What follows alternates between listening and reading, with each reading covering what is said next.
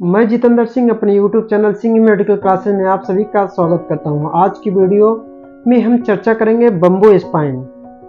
Bamboo spine क्या है उसके बारे में हम पूरी जानकारी देंगे, तो आप लोगों को वीडियो को स्किप नहीं करना है, वीडियो को पूरा देखना है।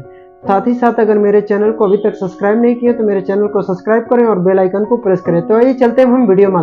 हम बात कर रहे हैं बम्बू स्पाइन। बम्बू स्पाइन क्या होता है, उसको हिंदी में क्या कहते हैं, इसको शॉर्ट फॉर्म में क्या कहते हैं, इसको अंग्रेजी में क्या कहते हैं, इस बीमारी का नाम क्या है। तो देखिए, बम्बू स्पाइन को इंग्लिश में कहा जाता है शॉर्ट फॉर्म में एएस, या इसका पूरा नाम होता है एंकिलोजिंग स्पॉन्डिलाइटिस, या रीढ़ की हड्डी की जटिलतम वाला गठिया रोग। पता होनी चाहिए, टोटल वर्टिब्रा या मेरुदंड बोलते हैं हिंदी में उसको, रीढ़ की हड्डी को टोटल उसमें 33 पार्ट्स होते हैं वर्टिब्रा के, उसमें वो एक के ऊपर एक सिक्के रखे रहते हैं। लेकिन बम्बू स्पाइन में क्या होता है, ये आपस में जुड़ जाते हैं, पूरी तरह से एक सीधे हो जाते हैं। जैसे देखिए, मैं एक फोटो के माध्यम से दिखाना चाहूंगा।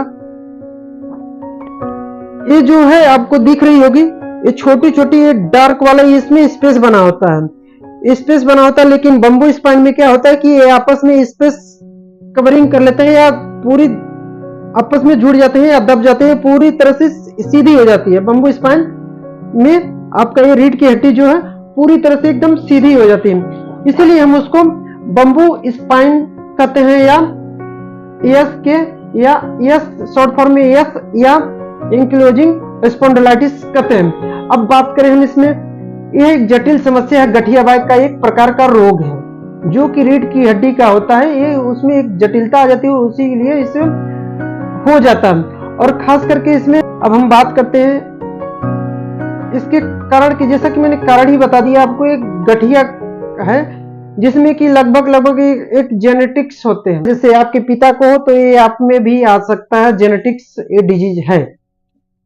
ये जो गठिया है, रीढ़ की हड्डी का गठिया है या कोई भी प्रकार की गठिया, तो उसमें 1-2% चांसेस होते हैं कि जीन्स से मिलती है, मतलब है जन्मागत या वंशागत होती है। हम बात करते हैं अब इसके लक्षण की।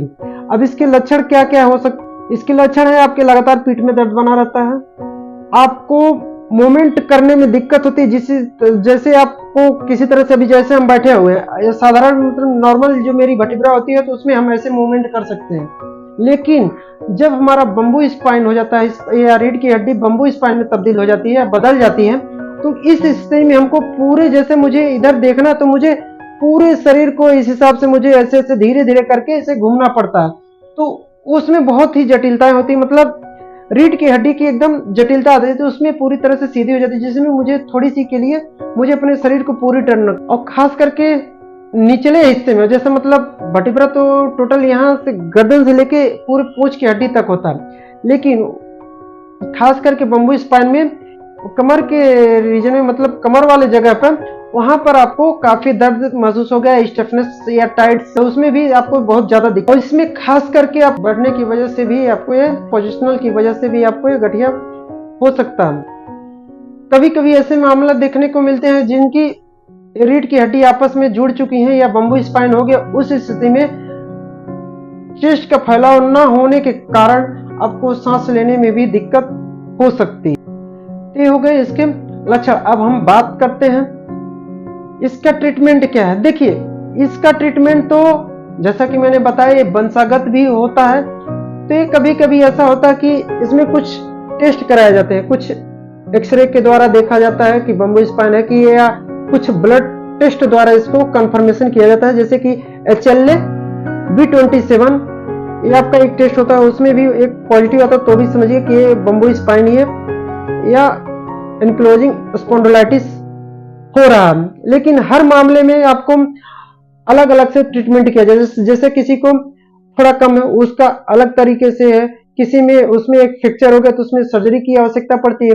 लेकिन इसी तरह से एंकिलोजिंग स्पॉन्डिलाइटिस या बम्बू स्पाइन में अलग अलग लक्षणों के अलग अलग तरह से ट्रीटमेंट किया जाता है। तो ये हो गया बम्बू स्पाइन। तो इसमें आपको खास करके क्या करना है, देखिए आपको परहेज कैसे कैसे करना है। आपको देखिए बम्बू स्पाइन का इलाज है, तो उसको आपको कंटिन्यू करते रहना है, इसका इलाज मतलब छोड़ना नहीं है बीच में, इसको कंटिन्यू करते रहें। और साथ साथ में आपको फिजियोथेरेपी भी एडवाइज होती है, डॉक्टर करते हैं। और कुछ मामलों में तो आपको योगासन करना ही चाहिए या शारीरिक व्यायाम करना चाहिए, जिससे कि आपको बम्बू रोग स्पाइन से आप बच सकें, जिससे आप रेगुलर एक्सरसाइज करना चाहिए, व्यायाम करना चाहिए, योगासन करना चाहिए। तो आज की वीडियो में बस इतना ही, मिलते हैं किसी और वीडियो में किसी और टॉपिक पर, तब तक के लिए धन्यवाद।